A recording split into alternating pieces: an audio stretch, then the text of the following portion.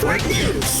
Magkakapatid mula sa Calauag, Quezon ang pumasa sa nakaraang licensure examination for professional teachers. Tinagurian ni Carl Balita ang tatlo na sina Ira, Aliyah at Aloha Mostoles na the triplets of excellence. Sa nakamit nilang tagumpay sa nakaraang hamon sa lahat ng kanilang mga natutunan. Ayon sa kanilang naging guro naman na si MAPE Grade 10 teacher Rodelio Lisboa sa Calauag National High School na walang iwanan talaga ang mga magkakapatid at napaka-talented pa ang mga ito. Marunong sa musical instruments at mahilig mag-drawing.